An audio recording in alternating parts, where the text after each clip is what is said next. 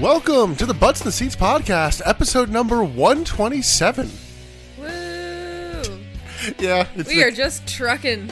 In case you're curious, episode 171 is going to be WrestleMania 17, so you got that many left. Jesus. That's so weird, because I just watched WrestleMania 17 for the Patreon. Yes. So, I get to watch it again, Yeah, it was weird being like, should I not have her watch it? But then everything feels incomplete. It was kind of an internal thing. I'm like, I don't know what to do about this one. Well, I watched it, so it'll be up on the Patreon this week. But somehow we're still going on this pipeline. We still haven't taken a goddamn shot. Yeah, Fall Brawl is our next one. So we're building the pay-per-view and building towards the shot. That feels appropriate. And I think we're also in a weird spot of we're at like episode 27 on the Patreon too. So it's been a while over there. It's just been a while. And like one of our, pseudo New Year's resolutions was to like cut back on our drinking. So it has helped with that. Like we don't have this additional shot looming over us, but we've been kind of like ping-ponging between the main line and the Patreon. So it might well have been like 12 episodes that we've recorded since we've actually taken a shot. I think it's also an element of the build to New Blood Rising was a 5-week build plus we did ECW, and this is a 5-week build. And it's just, a lot of like building towards things without anything happening. Yes, it really does feel like nothing happens. I feel like I just summarized WCW right there. You definitely summarized this episode. Oh, I'm looking at this. Right after Fall Brawl will be the WrestleMania 41 episode. Let's go! But today we're talking about the August 28th, 2000 WCW Monday Nitro live from Las Cruces, New Mexico. Nice. So the ratings for this episode were actually up fairly substantially. It did a 3.5. I think last week was like a 2.6. Damn, that's actually pretty good for them. Yeah, Raw was preempted. Yeah, you did say in our last episode that the next couple of WCW episodes are going to be preempted. Yeah, okay. So, I'm so glad WCW is doing something with that knowledge. Yes, they got a 3.5. Raw, 2 hours later, still got a 4.9. That's pretty low for Raw. Well, when it's delayed 2 hours, that's an amazing score. Still. Because that's airing at 11 p.m. on the East Coast. Oh, damn. That's fair. And this is, again, before DVRs. I also went back and discovered something. Minus weeks where they're not actually head-to-head or preempted, whatever. We have only seen, in our reviewing, one Nitro that beat Raw. Oh, wow. And it was literally the first Nitro after Halloween Havoc. Damn. Back when we were doing, it's the build to this. And oh, wow. So we weren't even, we weren't really paying attention to the ratings then. No, well, we also had the nice, helpful WWE Network little time code cues. Yeah, we could skim. That was great. Damn, and with all of that conversation about how WCW beat Raw for so long, how long was it, Eric Bischoff? 83 weeks? Yeah, honestly, the number varies. I don't know why he's locked into that, because I'm like... that's the number he is going with. That is the name of his podcast. That podcast keeps auto-playing for me. I keep listening to it, without my own permission. I think it's done. I don't know, but old episodes of it, whether or not I'm listening back to our episode and it just auto plays into something else, or if I'm listening to a how-to episode or an AE podcast episode, if that ends, it recently has been auto playing into 83 Weeks with Eric Bischoff, without my doing anything. And I don't know what Spotify god I have to pray to get that to stop happening. So before we get into the actual episode, I have very few backstage notes and a fairly brief weather report, honestly. What? Yeah, Thunder was kind of shit this past week. That's shocking. The backstage notes, just to put in perspective the state of the two businesses, SummerSlam last night did 570,000 buys. Hell yeah. As a reminder, the last couple of WCW pay-per-views, I think would have been lucky to do 70,000 buys. Yep. So that's where we're at. I mean, would you be paying for these WCW pay-per-views? No. In WCW news, though, Scott Steiner apparently hurt his orbital bone last week when Goldberg punched him. His orbital bone? Yes. So that's his skull, essentially? Yeah, that's the eye socket kind of. Okay. I know it's probably more, specific than that, but yeah. Eye socket. More or less.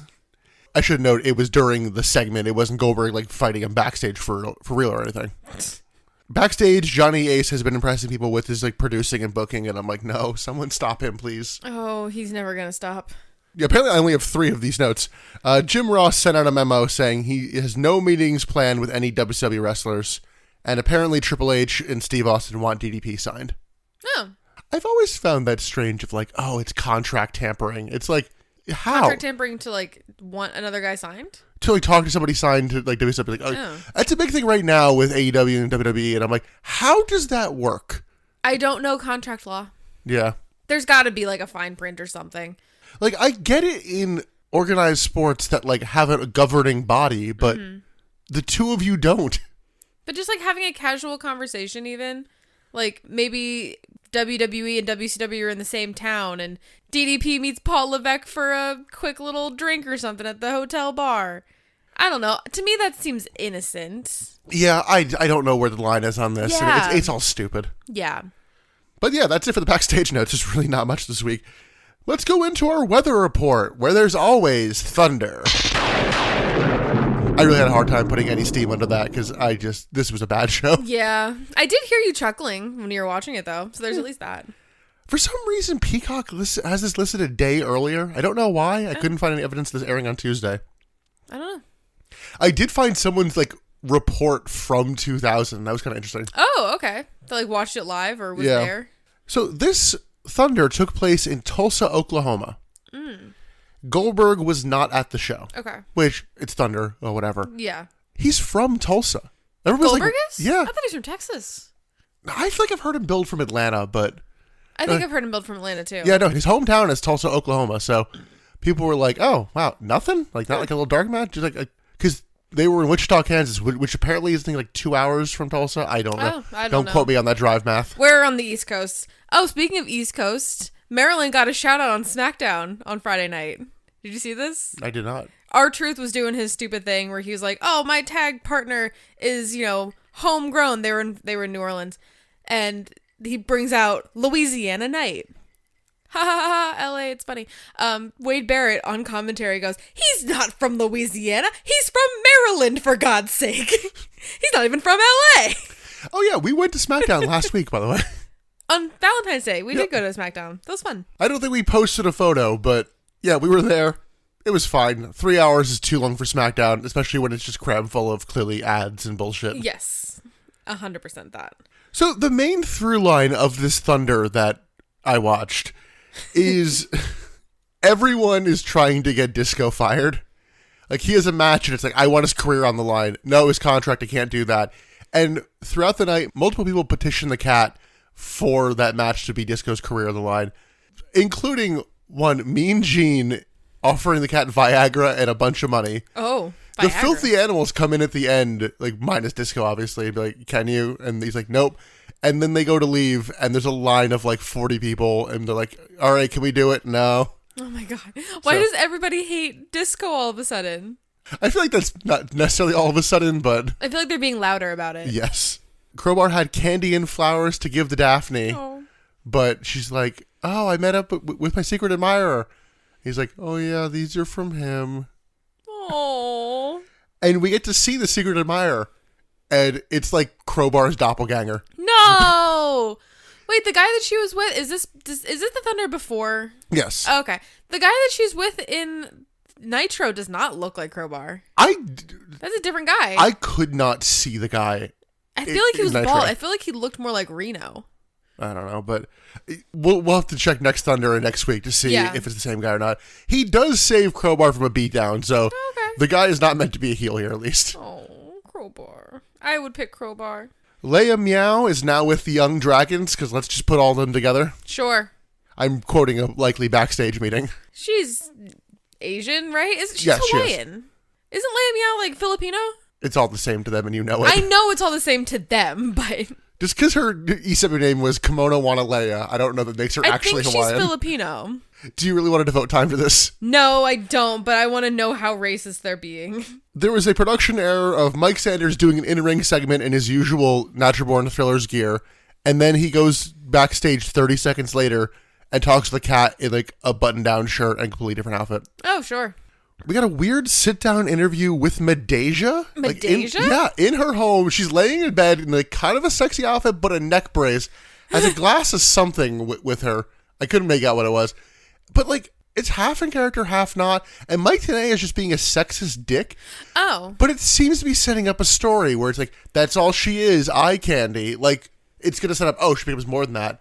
I don't think that happens, but... Oh. Yeah, it was a weird vibe here. That sucks. I don't like that. Norman Smiley retained the hardcore title in an I Quit match against M.I. Smooth. Norman could not immediately quit because he got chopped in the throat backstage by the Great Muta, so he couldn't speak. Oh, sure, so he couldn't submit. And M.I. Smooth tells Norman, say I quit. What did you say? And M.I. Smooth loses because he said the words I quit. No, it's stupid. Do not smile at that. I like that. That's fucking stupid. I think I like that. I think whoever's writing Thunder is just leaning into the stupid, and I kind of vibe with that.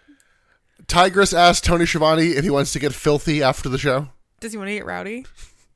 And oh no, that's Emily lore. We don't need to go into that. And just not really relevant, but Booker T and Vito bonded by playing stickball backstage. It was just kind of wholesome.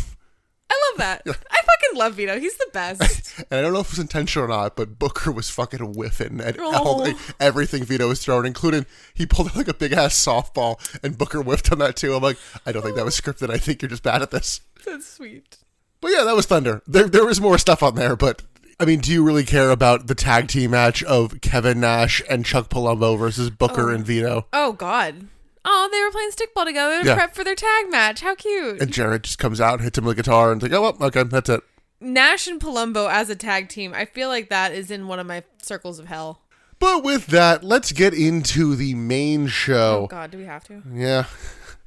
Well, we start with an NWO 2000 recap, and I'm like, NWO, no. Why are we starting with the band is back together montage? What is this going to mean? Admittedly, by the end of the show, I'm still asking that question. I really think it's just to remind you that a certain person was also in cahoots with these people because of what happens at the end of the show. Maybe. I think that was the entire tie-in. A limo pulls up. It's Scott Steiner, Kevin Nash, Jeff Jarrett, and Vince Russo. I think they actually say the band is back together here. I'm like, oh, fuck. The band's back together. We don't open with them, though. Instead, we open with Vampiro and the Insane Clown Posse with the Great Muta. Quick, Emily, name the two members of the Insane Clown Posse. God damn it. You quizzed me on this during the episode. J Cool. You're right on the J. JJ Smooth. I really thought you were going to say J Money. No. Oh, I don't remember. Violent J. And do you remember the other one at all? God, no. It's a 3-word name. I think that's what I thought J Cool was. Blank to blank. Scotty Too High. Shaggy Too Dope. Shaggy Too Dope, yes. Ask me again next week, I won't remember. They are facing 3 count, and Tony Schiavone and Mark Madden check in. Scott Hudson's wife is giving birth, so he's not here tonight. Congratulations. And instead we get the Great Muta joining commentary. Listen, for a second I hated this. And then you loved it. Fucking loved it. It's exactly what I wanted it to be. You want to just talk about that now? Because I don't have a spot in the match to talk about it. So Muta gets on commentary, and you know when another person joins commentary, they're either taking over and doing far too much, or they just sit silently. And sometimes that's okay. We don't need to hear another voice, usually. They throw to Muta on commentary, and he very deeply and in character speaks very quick Japanese. I'm not going to try to mimic it. Because, to the point where we weren't even sure if it was Japanese. I couldn't discern words, and then again, I don't speak Japanese, so I don't know. But it was just still so in character. It sounded like he was dubbing over something. And it was just like, perfect. And at one point he yells, and Mark Madden goes, let me translate. Ah. Oh, that was the only good moment of Mark Madden. I know. I think we were saying during that, I'm like, the problem with Mark Madden is he bats 10%, and I mean that as a batting average. Like, it's 0-1-0. 0.010. But that 10% is really fucking funny. Oh, it's so good. The other 90% is just offensive and bad. Oh, no, I'm saying 990%. That, too. Yeah. Also, it's just offensive, bad, and racist, usually. Or sexist. 3 count. All the above. 3 count dancing are laid out. 3 count hits dives back in and then vault onto the floor onto the Dark Carnival. 3 count hit a double suplex and assisted sit-out facebuster. The Insane Clown Posse are sent out to the floor, and Vampiro just kind of stops on an Irish whip. So 3 count just hit a double suplex again. I don't really know what happened there. Yeah, I don't know. Vampiro hits a nail in the coffin on Shannon Moore. Violent J hits a Samoan drop. And Shaggy 2-Dope hits a diving leg drop for a way too quick win from the Dark Carnival. Yeah, that ending did come very quickly. But obviously that's not the end of the segment because we have to have chaos. Post-match, Tank Abbott comes out and just attacks 3 count. Because, sure, let's dissolve that. The Dark Carnival then come back in to attack Tank. And then 3 count join the beatdown. So it's a 7-on-1 beatdown.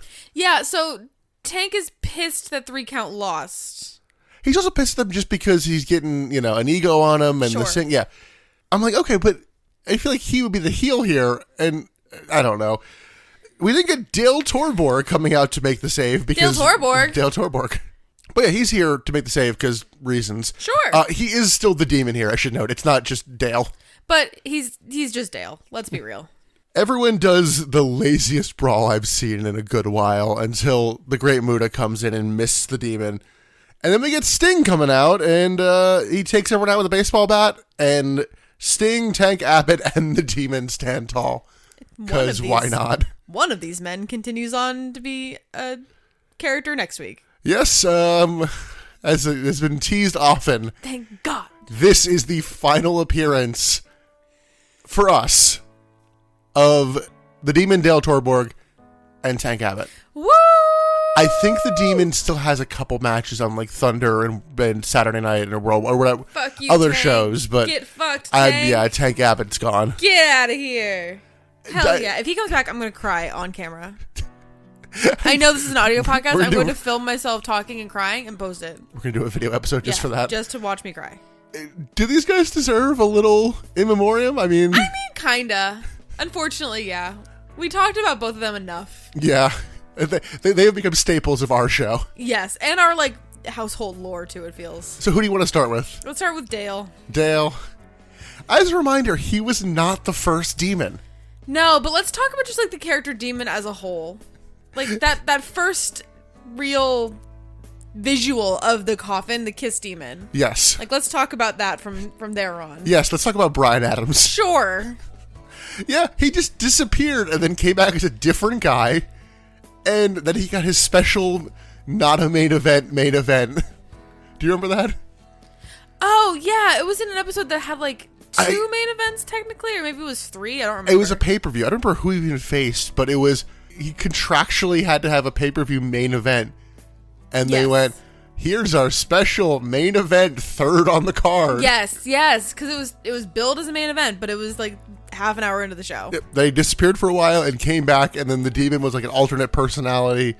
Do you remember his whole thing with Asia? His fiance Asia? Yeah, she just vanished. She did. This isn't like you, Dale. You aren't this man. Don't let the symbiote become you. Yeah, they really wanted him to be Venom. He really was. They were really trying to make him Venom. Yeah,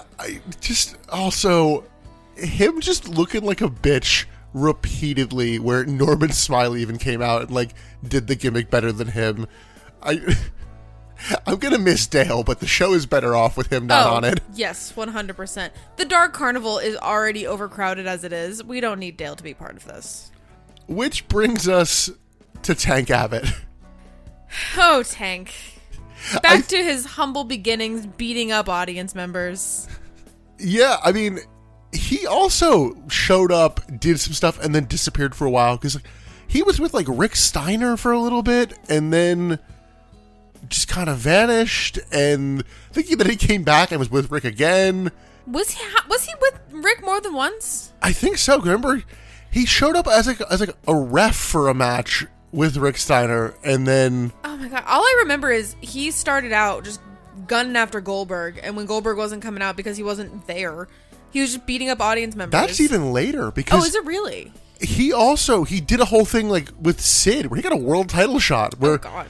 Tank Abbott is also the reason why Vince Russo kind of got fired the first time, if you remember or not. I don't.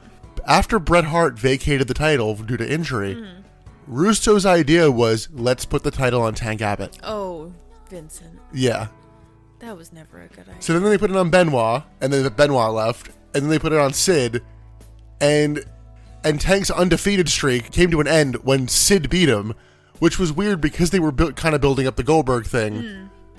And he was like, wait, why did you have him lose there if He also faced David Arquette in a world title match. Like, God, yeah. He's done so much random bullshit, and I didn't take him seriously through any of it. Yeah.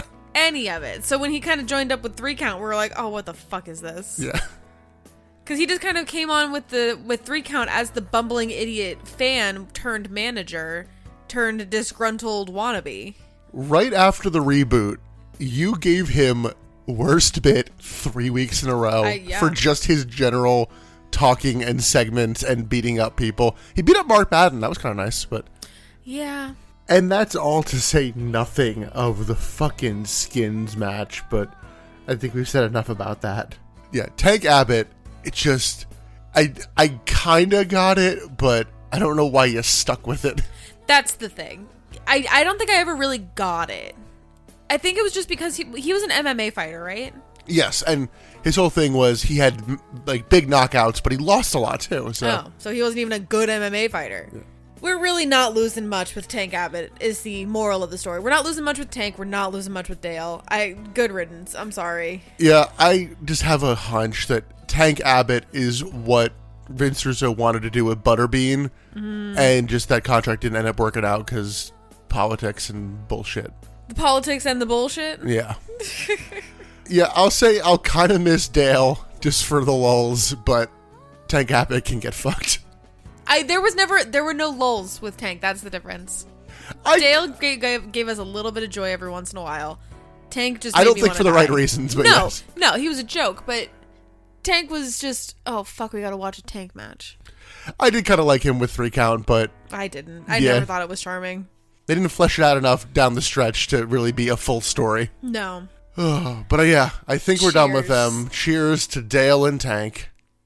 I'll clink my Celsius with your soda. Let's go. Let's move on. Backstage, the fake NWO and the Natural Born Thrillers are headed towards the ring. We see the Nitro girls under a Castrol GTX ad, and Russo brings everyone out. I called them the gaggle of dweebs. I don't know why. That was what I wrote. Which group? The band with the Natural Born Thrillers. They're just the gaggle of dweebs. Russo has a mic, says that Nash, Steiner, and Jeff Jarrett are the elite group in WCW, and I'm like, weren't they the NWO elite? Or I think that's been renamed. I can't remember if that... I thought it was just black and white. Russo says the band is back together, and it's going to be New York ugly for Goldberg. Oh, sure. Did you know that Vince Russo is from New York? I had no ideas. He hands the mic off to the Chosen One. He does his usual promo, and then asks the crowd to think anyone can stop the 3 of us. Jarrett says Nash is back on the team, and then calls out Mike Awesome, and just like kind of like books him versus Awesome for a match at Fall Brawl. Like, I have the stroke, so I can do this. I'm like, oh, okay. He's got stroke. Oh, that match will be a bunkhouse brawl, which is just a street fight. I hate the term bunkhouse brawl. Stupid. It doesn't mean anything. Steiner grabs the mic, says no one puts his hands on his freaks, and he got his revenge last week. He calls Bethberg ugly and challenges Goldberg to a match at Fall Brawl. Fall Brawl. Notably, he doesn't book it, he just challenges. Yeah, it was just a challenge. And Russo says that he gave Bill Goldberg an easy out with this contract signing. We talked about this in our last episode when this contract came up. Like, if Goldberg was actually given a real out, if this was a real contract, that man would have taken it and run for the fucking hills. It's then Kevin Nash's turn. He says a couple of years ago he decided to call himself Big Sexy, when he should have called himself the Puppet Master. Ooh, got him. Every couple of months he sucks people in to buy his merch, but now that it's all sold out, it's time to be a heel again. Great. I'll remember that when you turn face in a couple months. Yeah, there's nothing that they're saying in this matters. Nash gets interrupted by Goldberg chants, but instead he challenges Booker T to a match at Fall Brawl. Russo says Nash won't become champion at Fall Brawl. Because he's going to become champion today. Yeah. Saw that come from a mile away as soon as they started talking about that. So it's me, Booker versus Nash, with Jeff Jarrett as the special ref and Scott Steiner as the enforcer. Once again, an overbooked match. Booker comes out to the stage, tells Russo to shut the hell up, tells everyone in the ring to save the drama for yo mama. We debated doing a Who's That Pokemon for Booker T because we just haven't done one in a while. I do have one. Who do you have? Torracat. Is that the evolved form of Litleo? I don't know. I think it is. Sorry, it is the evolved form of Litten, not Litleo. Yes, I have the same one. Okay. Who's that Pokemon? It's Litleo's evolution Torracat. No, other one. God damn it. Yeah, it's not quite Incineroar here. Booker says Russo can decide who gets their ass whooped tonight. And I'm like, don't you have a match with Kevin Nash? They just booked that. Yeah. Russo just kind of lures Booker to the ring. And I'm like, Booker's about to go with it too, but he's stopped by the cat. The cat says Russo can't book any matches. And I'm like, what? Russo is like the owner, right? Like he's the boss. He's the writer. Sorry, I forgot writers. The pen is mightier than the sword. So he joins Booker towards the ring. Cat tells Russo to get his 3 bitches out of the ring, and Booker and the cat get beat down. The Filthy Animals come out to what might be a new theme, might be the same one from last week. Not sure. They try to make the save. They get beat down by the non-NWO, the Natural Born Thrillers. The heels go to leave, and on the Tron, we see Goldberg somewhere in the desert digging a hole.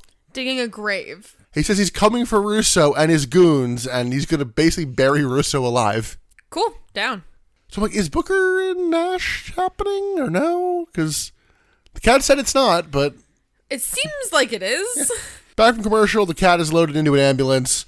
So when did the cat get knocked out to the point of needing to get into an ambulance? Just during that beatdown. Okay, because I didn't actually see him like get laid out. No, just general beatdown. So him getting put into the ambulance, I'm like, sure.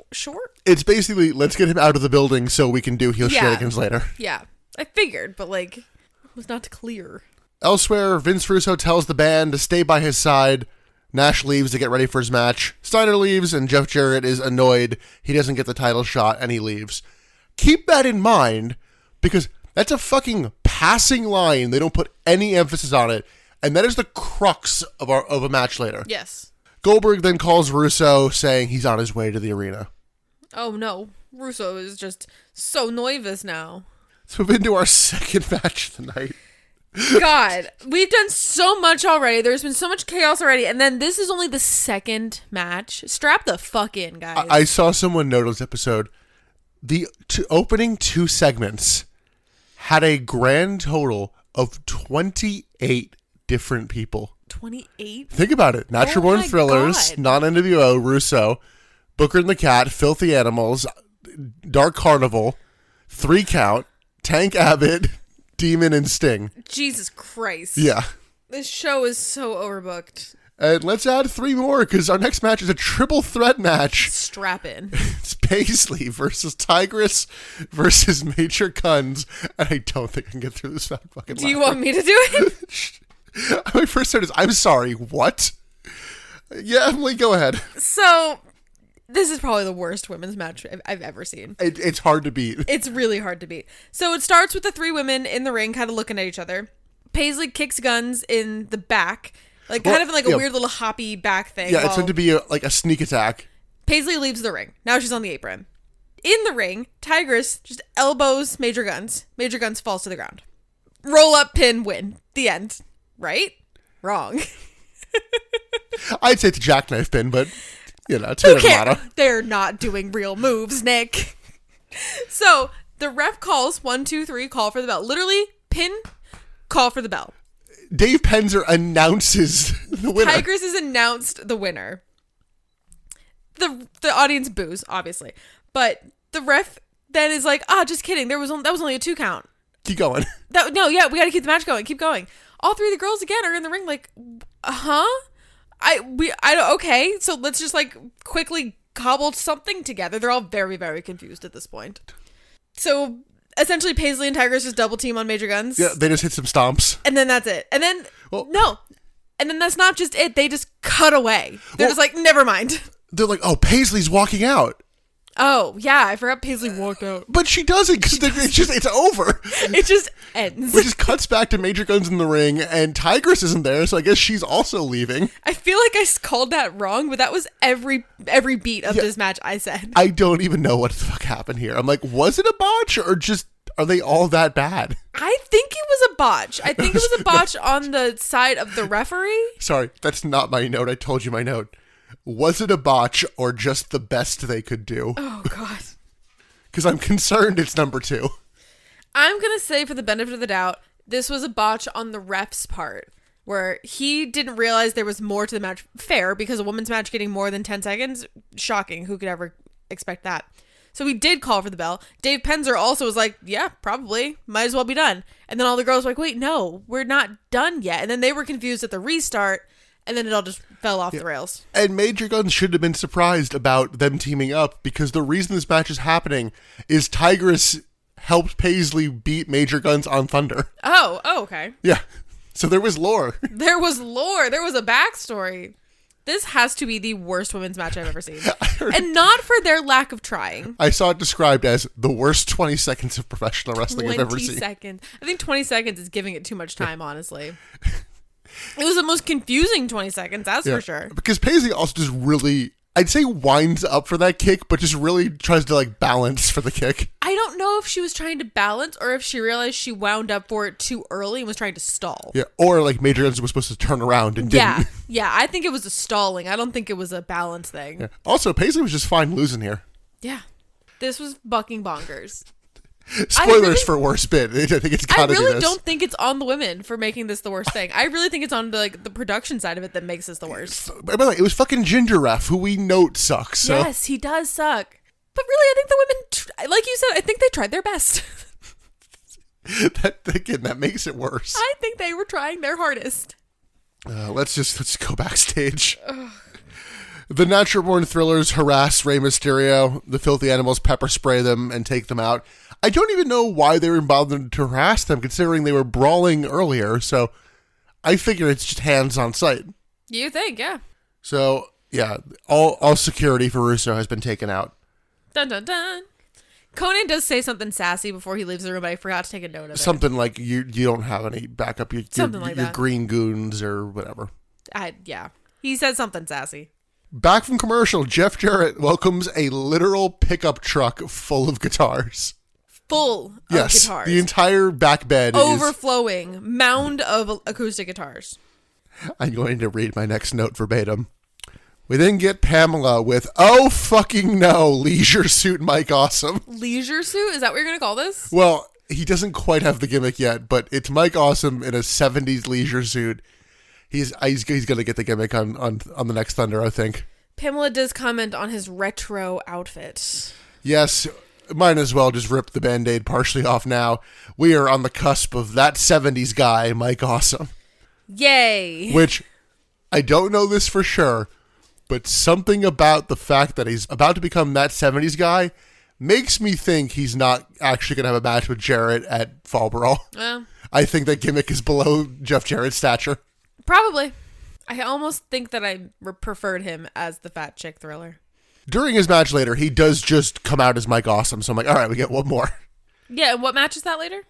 We'll get to that in a second, because Awesome also gets some like 70s music under his promo here. Mm-hmm. And he gets a fairly straightforward promo. I was like, okay, like no weird 70s shit yet. Nah.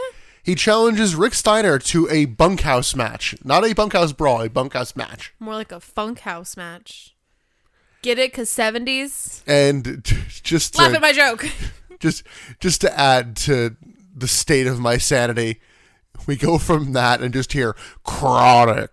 I'm like, fuck me. We cannot catch a break right now. Yes, our next match, it is Chronic versus the Doge Boys. Sorry, the Harris Brothers. Sorry. I thought it was a cage. It's actually a House of Pain match. So it's not a cage. But it's definitely a cage. Yes, it's a cage. Good, lock them up. Emily, do you have any notes in this match? I have 3, and one of them is the finish. I took note of the mounted camera in the not a cage. That's a different angle that we've never seen before. Everyone just brawls. Adam Full Nelson slams one of the Harris boys and then slams him into the cage, and the cage just kind of like breaks away almost. So I panic in that moment because I'm like, oh my God, the cage was never actually secured. This is like a safety problem, right? Like they went full power into this. No, that was the point? Yes.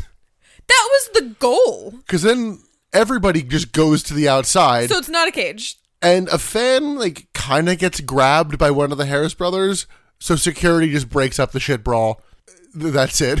The match gets DQ'd. You know, I think I may have jumped the gun in saying the women's triple threat was the worst bit, because what the fuck was this? So we talk sometimes about the fact that WCW is hemorrhaging money. They're not bringing in viewership. They're losing money left, right, and center. They spent money, time, resources, and manpower on setting up this fucking cage. On shipping this cage. On getting this cage into a truck and then out of that truck and then into this arena and doing this for this shit. For this 30-second not a match cage match. And we're wondering why this company failed. It's little shit like this. It's little shit of like, why the fuck did you spend money on this cage? This is the kind of shit that adds up, though.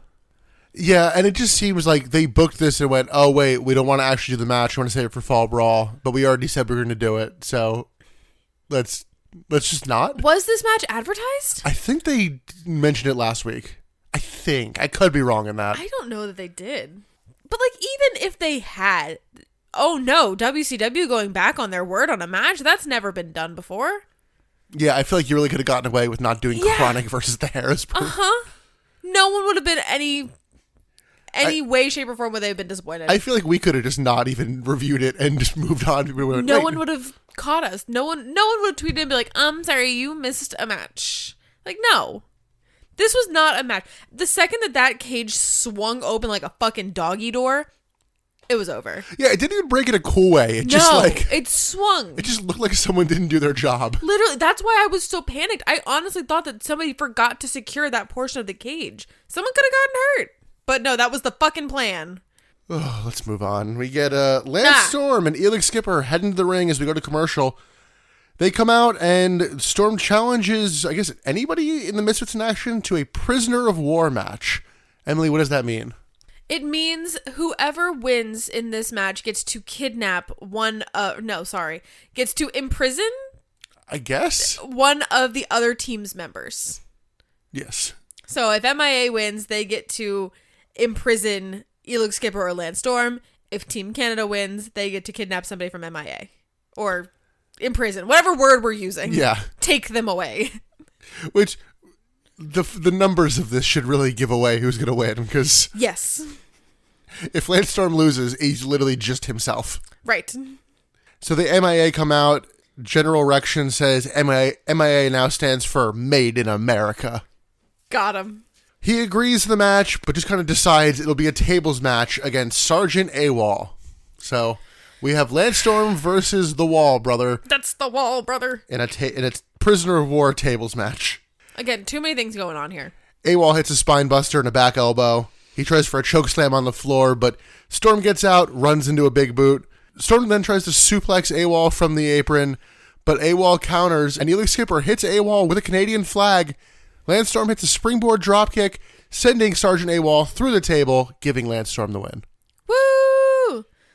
And they go to check on Sergeant AWOL, and we paused at the most I'm about to kidnap a woman stance I've ever seen in a human from Lance Storm. It was so, like, we make jokes about kidnapping on this show all the time.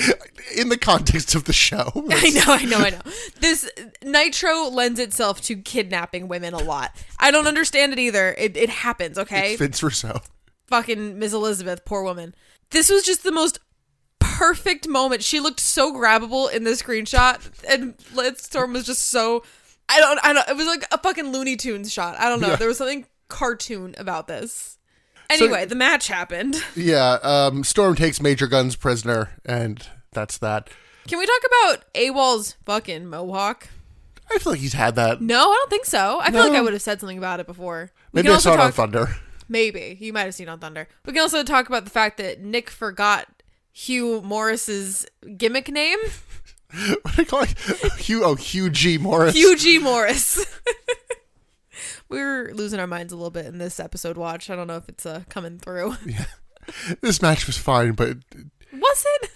It was a match. I mean, it was so quick. These exactly, matches are like 90 seconds max, all of these. So Team Canada may now have a third member. We'll see what happens here. Great. Backstage, Pamela Paulshock is with Sting. Apparently the Great Muta has challenged Sting to a match. We get Tony Schiavone's audio accidentally leaking through for a second here. Oh, was it Tony Schiavone? I think so. And yeah, Sting agrees. It's showtime. Yada, it's yada. Showtime, folks. Let's go to Rick Steiner versus Mike Awesome in a bunkhouse match. Bunkhouse something. A fight. Tony plugs an England tour in November. They're going to tape some Nitro over there. I'm like, all right. See how it goes. Again, hemorrhaging money. Rick Steiner comes out, does his usual, if you don't like me, bite me promo. Like, just autopilot you want here. some? Come get some. Mike Awesome just comes out as Mike Awesome. Steiner catches Awesome in an overhead suplex. Awesome hits a big boot and dives over the top rope to the floor on top of Steiner. Awesome grabs a table, sets it up in the corner of the ring, tries for an Awesome bomb, but Jeff Jarrett runs out, hits Mike Awesome with a pipe. Rick Steiner German suplexes Awesome through the table and pins him.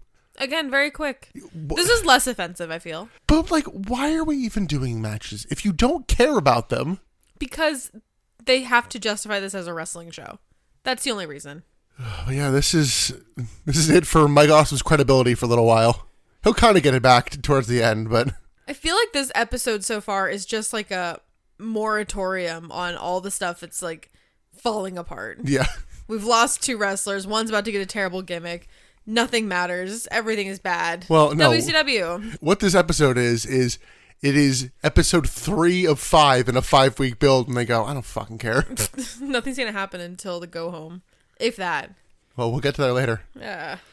Our next match, not our main event, it is Kevin Nash versus Booker T for the WCW title. Yeah, riddle me fucking why this isn't the main event. I don't even know why. Vince Russo, Jeff Jarrett, and Scott Steiner come out together at the start. Russo gets on commentary and says he's ready for a New York screw job. Great. We see a graphic for Fall Brawl of Kevin Nash versus Booker T. And Russo's like, oh, the graphic's going to have the belt on the other guy's shoulder. So that match is still going to happen. Why would you still give Booker a world title shot if he loses here? What's happening? Match starts, Nash hits Booker as Jeff Jarrett tells Steiner to get out of the ring. Steiner keeps wanting to cheat, but Jeff Jarrett stops him, and it's like, Jeff Jarrett's calling it down the middle, and Russo's losing his mind. And they have to point out, well, he had that one line earlier about not being happy that he wasn't getting the title shot, and you're going to regret making him the ref. That is the crux of this whole match. And they have not mentioned it. No. Since then. Not at all. Not even a little bit. Jarrett stops interference from Russo, and Booker kicks the top rope into Nash's crotch, getting back in the ring. Booker hits a side slam, hits 10 punches in the corner. Nash gets a boot up in the corner, and hits a big left arm clothesline. Jeff Jarrett does a normal pin count, and Nash is pissed. He's like, what the fuck, dude? Nash is pissed. Russo's on commentary going, is he out of his fucking mind? He's gonna lose his job. How dare he call it down the middle? How dare he do his job well? Now, based on the finish of this match, why? Why even bother? Nick. Why bother doing a regular count here? Swerve, Jeff Jarrett's going to turn and... You're such a fool! Sorry, turn, it doesn't actually have enough substance. Or the word turn has too much substance. He hits Booker T later. So why are we even doing this song and dance? I can't believe you fell for it. Of course, Jarrett's my guy. He's never gonna stray from me. I got you, fools. You can't believe you fell for it. That's why. Yeah. They want to make the audience feel stupid. Jarrett scolds Steiner for hitting Booker as Nash hits a big boot and goes for the pin, but Jarrett's too busy kicking out Scott Steiner, so he would have won there, but Jarrett didn't see it. Nash works Booker over in the corner. Jarrett tells Nash to let him out. And I'm like, oh, let him out of the corner. Tell Kevin Nash to not be in the corner. Yeah. I don't see that happening. How dare you? Booker hits a standing sidekick and ducks a low blow, hits a Harlem sidekick. Booker then hits a scissor kick and a spin-a-rooney, and something I found kind of funny, as he's doing that, Jarrett's on the mat, like, ready to count a pin. It's like, oh, nope, never mind. Well. Booker hits a missile drop kick and then knocks a returning Scott Steiner off the apron. Booker hits a kind of shitty bookend, and Jeff Jarrett hits Booker with a guitar. Swerve, I guess. The guy who I thought was aligned with Vince Russo and Kevin Nash at the start of this match turned out to be aligned with the exact guys I thought he was. I can't believe you thought that Jarrett would ever not be with Russo. I can't believe you. How dare. I know. It was a really rough 3 minutes there where I was really concerned where Jeff Jarrett's loyalties lied. No, Russo loves to do this shit where he tricks the audience. How dare he have an intelligent audience? No, his audience needs to be full of idiots and fools that he can easily manipulate and trick. This is just proof that he's just like flexing his stupid power muscle. Yeah. I think I had the line last week. If a swerve happens in the woods and no one's watching, did it really work? Yeah. So yeah. Honestly, it would have been more interesting if Jeff Jarrett actually did swerve. Yeah. Oh, by the way, the match is not over. Nash then takes off the tank top he's been wrestling and then separately drops the straps to get him out. He hits a jackknife and pins Booker to win the WCW title. Did you catch Tony Schiavone's line as that was happening? No. This is almost anticlimactic. He said that? Yes. I don't know that he meant to say it out loud, but... Yikes. I believe this is WCW World Title Change number 20 on the year. Oh my god. What was the point? Fuck you, Booker. Yeah. That's the point. And now Booker gets a world title shot at the pay-per-view, and I don't get why. Fuck you, Booker. Fuck you, Booker, but you're still getting the thing you want. Yeah. It's really, the point was for Vince Russo and the what did I call it? The gaggle of dweebs, to just flex their power. That was the reason. In case you forgot that Russo's in charge. This episode fucking sucks. Yeah, dude. I'm like really feeling it. I'm like, oh wow. Dude. Like, sorry everybody. This one just was a real drag. I've been saying that all morning. Like, all morning. Nick's like, oh, don't forget we got to record. I'm like, I don't want to fucking record this episode. This is why. Yeah, I got so much more joy just from watching Booker T and Vito play stickball. Oh, God. You didn't even get to watch that. I didn't. Now I kind of want to. Back from commercial, Tony Schiavone just seems fully over it as him and Mark Madden recap the last match. Oh, yeah, Mark Madden was an annoying prick throughout the whole last match, too. I wasn't listening to commentary, if I'm honest. I stopped listening to commentary after Mark Madden had that one zinger at the beginning of the show. Backstage, we see the celebration, and Russo says it's time to take care of Goldberg. Nash leaves, noting, I'm going to go eat a little Korean. Talking about one of the Nitro girls he's dating. Ew. Elsewhere, Booker just goes to leave the arena because he's like, fuck this. Yeah, I don't blame him. Goldberg arrives, tells him not to leave. And he listens. Yeah. Oh, also, I guess we kind of missed during the last match. Everyone was chanting for Goldberg because it seemed like a clear setup to, hey, the big hero's going to come save the day. Yeah. No, fuck you. This whole episode really is just a fuck you. Yeah. We then get Shane Douglas and Tori Wilson somewhere in like the upper deck of the crowd. Yeah, this was kind of like a change of scenery that I appreciated. Douglas puts himself over and tells Kidman he now knows what it's like to be franchised. Which Mark Madden goes, and so does Tori. That's two different things, Mark Madden. But he calls them both being franchised. So franchised is both having sex and getting beat. Is it like Buffalo, where if you say it 7 times, it's a sentence? I think it's 9, but yeah, something like that. Franchise. Buffalo. Shane Douglas challenges Billy Kidman to a scaffold match at Fall Brawl and does his "that's a fact, jackass" line that does not work. Shane Douglas. No, so the thing with this, when he starts to do this little sign out, the whole "that's a fact, jackass," he says "that's a fact" 3 or 4 times in a row. Yes, it's a lot. And as he's continuing to say it, Tori just vanishes. She exits stage left. He goes, "That's a fact. That's a fact. Tori's gone. That's a fact. That's a fact, jackass." I was like, that's kind of strange. Now Tori's gone. What the fuck's that about? I don't get why, but Crowbar is here and attacks Shane Douglas. Listen, are you mad? Well, I just say, I don't know why in kayfabe. I know why in reality. Yeah, Crowbar almost sends Douglas over the barricade, but he gets distracted by something, and it turns out to be Daphne and her new guy, who I don't have a name for yet. Douglas then picks up Crowbar and slams him off the balcony through some tables, like a decent bit on the floor below. You got a big bump, Crowbar's going to take it. Yeah, I was like, there might have been a pad under one of the tables, but I was like, this didn't look super safe.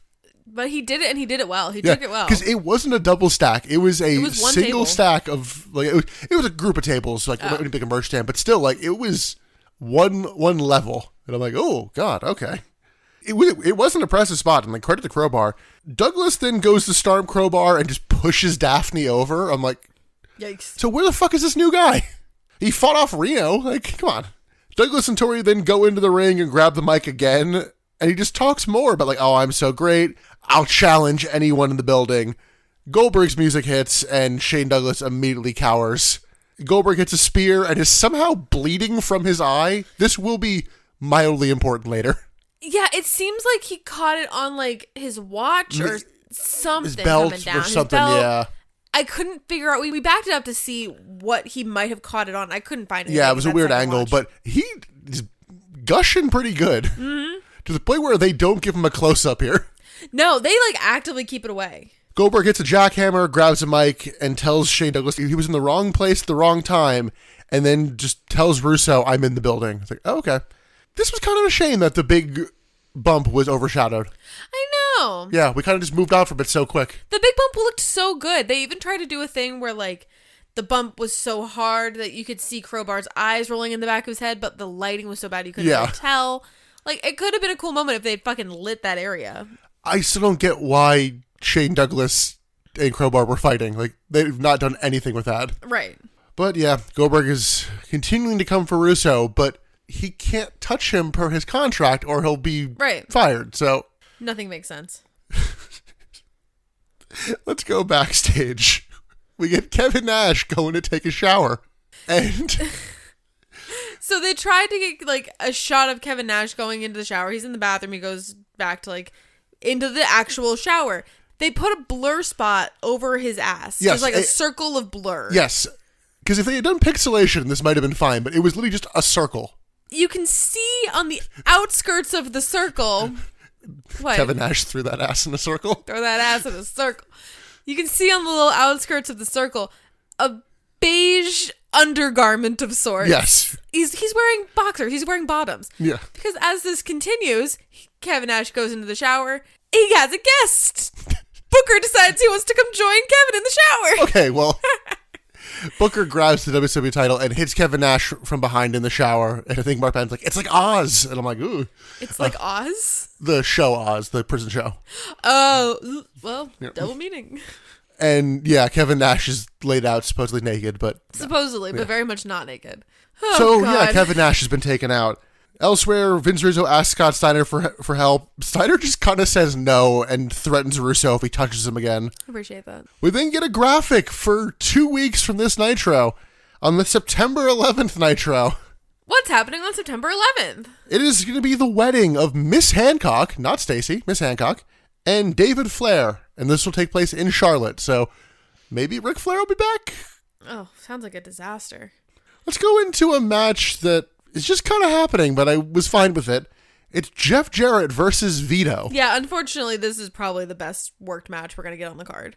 It doesn't make any sense as to why it's happening, but it's good. It's welcome. Jarrett plays the crowd, so Vito does Italian hands. Hey, yo, way. Vito hits a power slam and works Jarrett over in the corner. Jarrett hits his Memphis punches, but runs into a reverse atomic drop and is sent to the floor. Vito hits a mafia kick in the ring and gets him out, and hits an arm drag and a leg drop. Vito hits a suplex and a diving elbow, but Jarrett kicks out. Vito catches a kick, but Jarrett hits an enziguri and goes for the stroke, but Vito counters and hits a spinning back suplex. Vito then hits a diving headbutt, but Jarrett kicks out, so Vito goes for a Paisan plant, but after some countering, Jarrett hits a stroke and gets the pin. I may have not noted everything in that match, but It was actually a good match. It was actually a surprisingly good match. They had a little back and forth segment at the very end there that was just so smooth and so refreshing. My note here is this is definitely the best match on the card so far, probably because they're both wrestling. Yeah, wait, hold on.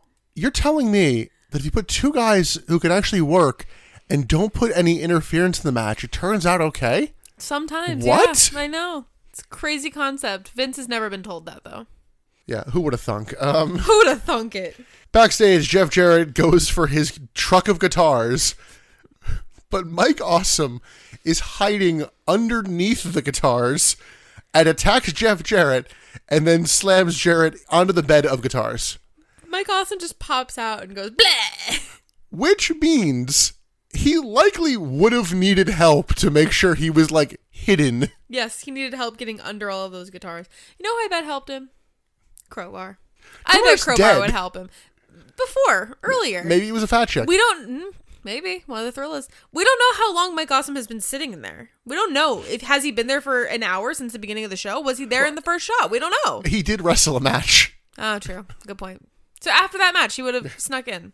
Crowbar was still fine at that point. So with that, Jeff Jarrett has been taken out as well. So there's very little help left for Russo. We then get the Natural Born Thrillers coming out to the ring. Emily, can you name all the Natural Born Thrillers? Mike Sanders. Yes. Reno. Yes. Sean O'Hare? Yes. Jindrak? Yes. How many are there? I realized, shit, how many are there? I think there's only two more. Chuck Palumbo? Yes. I'm missing the last one. I don't know. He's the one on commentary for this match. I said Sean Stasiak. No, you said Sean O'Hare. I said Sean O'Hare? Yeah, I meant to say Stasiak. You said the other Sean. Perfect Sean. Yeah, so they come out to the ring. Mike Sanders calls out the Filthy Animals, and they want a 5-on-5 elimination tag match. So, of the 5 for the Filthy Animals, it's all of them, but Tigress is Tigress, and Conan's still hurt. He's still hurt? Yeah. Jesus Christ. He tore his triceps, and it's been longer for us than for him, but, yeah. You know. I feel like somebody in the Filthy Animals has been hurt for the last, calendar year. Yeah, it's definitely been rotating. So, I guess it should be noted, Tigress is working double duty tonight. Yeah, good for her. She's putting in that work. I know, that first match was so taxing. Hey, she's up there for MVP. She's putting more work than anybody else right now. The Filthy Animals are also all, wrestling in street clothes. It was kind of weird. Yeah. That's what's making Who's That Pokemon so difficult. Because nobody's coming out in, gear. Everybody's just in jeans. As mentioned, Sean Stasiak on commentary. I didn't really get anything from him during this. No. I didn't even recognize that he was really there, except for the fact that the camera cut to him. Palumbo overpowers Hoovy, but Hoovy counters with a Hurricane Rana and hits a suplex. Hoovy tries for a dive, but is caught by Palumbo for a last call. Palumbo locks in a torture rack as commentary starts talking about Paul Orndorff. Yeah, he does, bring up Mr. Wonderful for some reason. He would be working in the power plant, so these guys would have been training under him. I know he wrestles at one of the upcoming pay-per-views. It might even be Fall Brawl. Oh. Unfortunately, I know he wrestles because he gets severely hurt during that match. Oh, no. To the point where, the match stops and he doesn't wrestle again. Ever? Yeah, or damn. I'm pretty sure. He might wrestle, a nothing match, 10 years later. Damn. Or but he's basically done. So we have that to look forward to. Yay! Can't wait. Hoovy hits a face buster on Reno, followed up with a springboard leg drop. Reno hits a gut-wrench suplex, but Jindrak misses a follow-up moonsault. Disco hits a messy elbow drop and walks into a tilt-a-whirl slam. Mark Madden notes that Disco has officially changed his name to Disco. But not Disco. It's Disquo? It's spelled like that. It's meant to be like Cisco, the artist. We've noted this before, but it has officially happened now. Disco's changed his name to Disco. That's a line. It's a homonym. Sure. Not even. It's stupid is what it is. Disco hits a last dance and Ray goes for a Bronco Buster, but Palumbo just comes in to cut him off. Guess that's fine. Sure. Everyone kind of comes in to take each other out. The in-ring action in this match is good. It just failed to have any psychology. Yes, that. Any purpose. We end up with everybody on the floor except for Tigress, Mike Sanders, and Hoovy. Because Mike Sanders just watches Hoovy come in and run the ropes and hit a dive onto everybody on the floor. Right.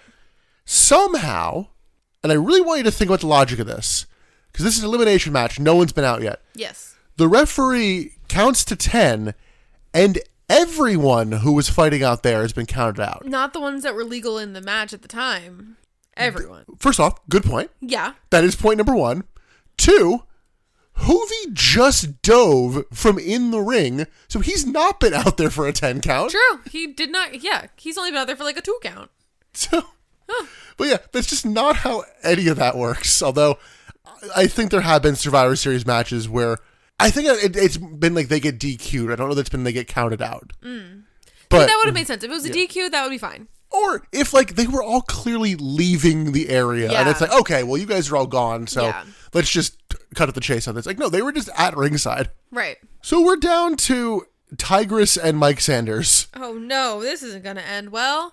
Tigress slaps Sanders, low blows him. She hits a face full of stuff, but it just rejuvenates Mike Sanders. Why don't we just call it a Bronco Buster? I don't. Why does it got to be called a face full of stuff? Yeah. Mike Sanders hits a 3.0, which is the Randy Orton backbreaker, and that gets him the win. Honestly, good on Tigress for trying, though. She didn't just cower away and be like, no, I'm just a little lady. No, she fucking tried. Yeah, she has some presence. I'll give her that. Good on her. This was a fucking mess. Yeah. Which sucks, because again, the in-ring action of this was good. Yeah. But it's stupid. Yeah, the fact that we were going all that that long, and I'm like, this is an elimination match? What the fuck? Is Jeff Jarrett and Vito the only match that hasn't had some screwy finish so far tonight? Let's see. Let's go back. Because I'm counting the Kevin Nash and Booker T finish as screwy. 3 count versus Dark Carnival didn't have a screwy finish in the match. It happened after the match. There, okay. So there is that. Paisley versus Tigress versus Major Guns was clean.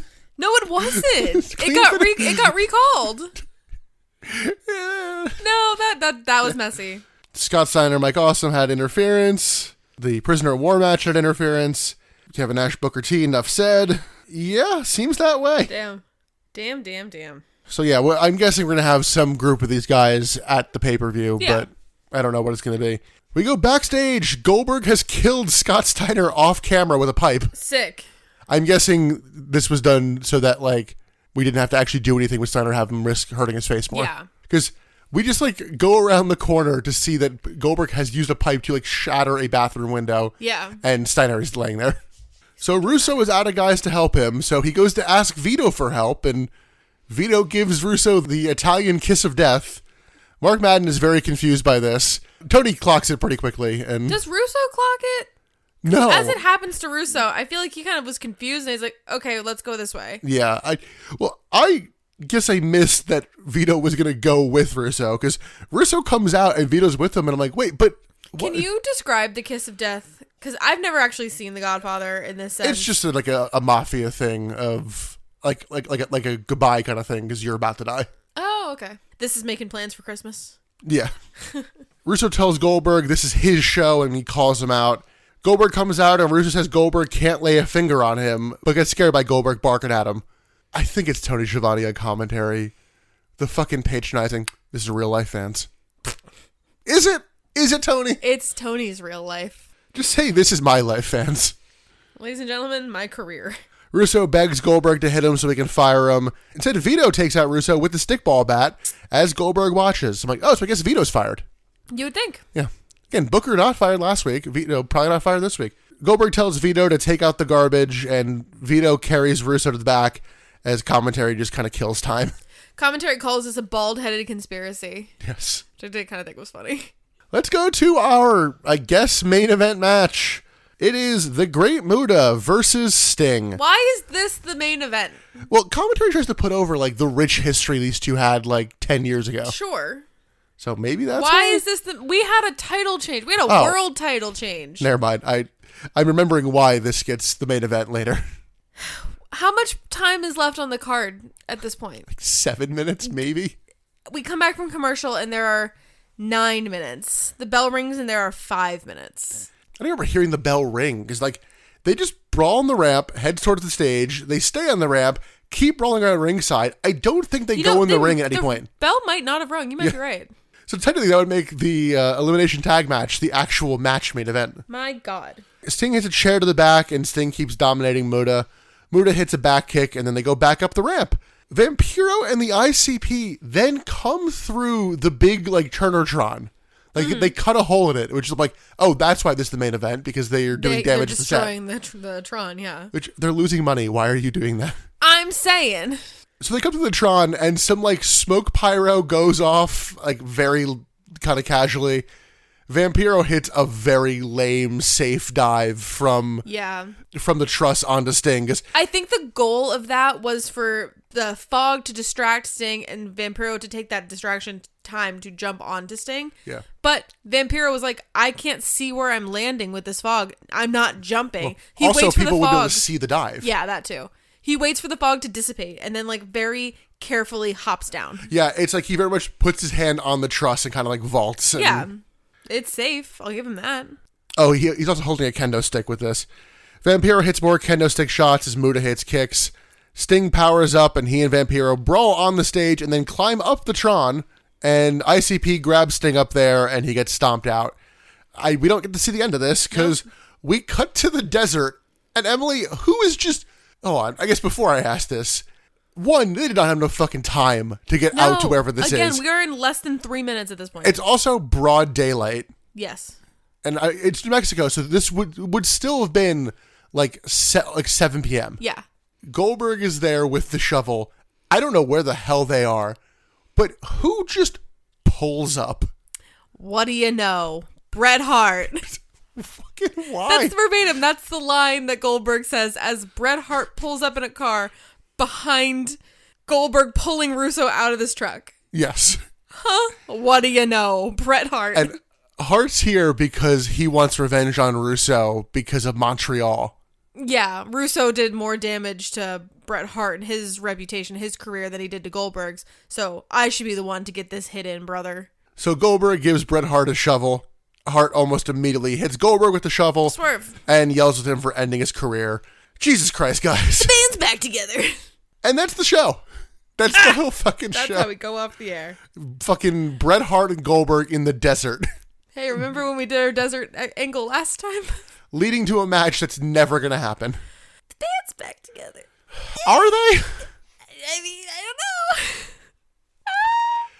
This was a terrible show. This was so bad. That I honestly think could have been better. I really do. Because, like, look, the matches on paper should have been fine. The problem is when you just write them down and cease to give a shit after that point. Yeah. That's when we're running into issues. Yeah. Like you said, they don't actually care about the match. They just care that they have a show on air. They don't want it to be a wrestling show at this point. Yeah, like they are basically doing universe mode and just hitting simulate for all the matches as opposed to playing through any of them. It's like, all right, well, we've done this now. That'll kill 3 minutes. Yep. Oh, I'm so ready for fucking Russo to leave. We're getting there, right?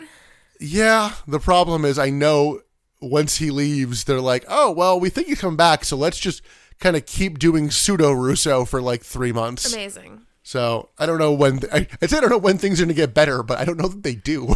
Well, we only have 9 months left of this company being a company? 7. Damn. Yeah, it's We're coming down to the wire, folks. And with that, any closing thoughts on the show, Emily? What a fucking show. Yeah. Nick, we've been doing this podcast for 5 years. This is what we do with our lives. This is the shit that we watch. 4.5. There. 4.5 years. We spend our Saturday watching this. We have 2 days off from work, and we spent an hour and a half of one of them watching this shit. And then another hour and a half. Recording, talking about this shit. Yeah. Oh my God. You want to just bring us home? Let's do best bit, worst bit, and MVP. All right, Emily, what do you have for your best bit? The only match that was a wrestling match, I guess. Jeff Jarrett and Vito. I get the same thing. Yeah. I'm wondering, are we going to be 3 for 3 on samesies? Well, I'm torn on the MVP, so I kind of doubt that. Okay. What is your worst bit? The women's match. Yeah. Yeah, I knew that one we would agree with. And it's not the women's fault. It's really not. I really don't think it's the women's fault that's the worst bit. It's production's fault. I mean, I'm going to stick with them. But man, that Chronic Harris Brothers match was really giving it a run for its money. Pretty bad. Emily, it's time. Who do you got for MVP? I'm torn between 2 people, both of which I feel like you can guess for me. I'll tell you mine while you sort it out. I think his moment got overshadowed, so I couldn't do best bit, but Crowbar took a hell of a bump, and I'm going to give him MVP for that. He sure did. Because no one else is taking that bump. No, and you wouldn't ask anybody else to. Honestly, Crowbar probably volunteered. Yeah. He's like, I'll do it. TV time, yeah. TV time. I think I'm going to give my MVP to Vito again. Yeah. Yeah. He stuck up to the man. Had a good match. He had a good match. He said, fuck you to Russo. Taught Booker how to play stickball. He's a good man.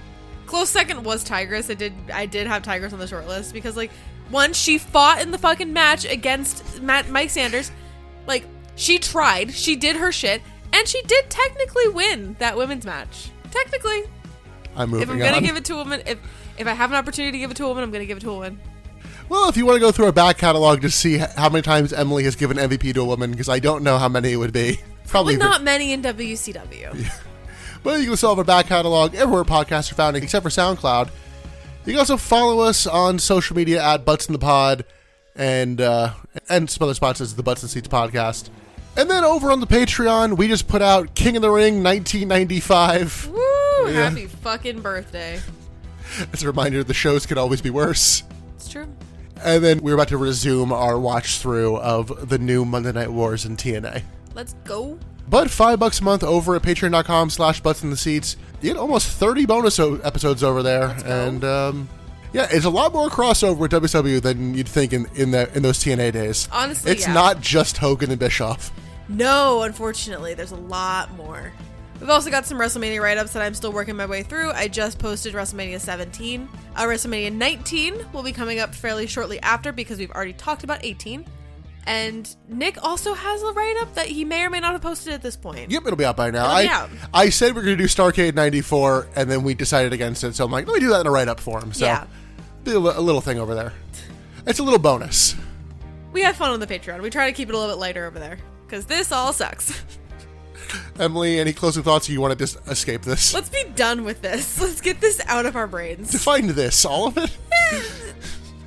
Well, on that note, I'm Nick. I'm Emily. Thanks for listening and bearing with us here at the Butts in the Seats podcast. Bye.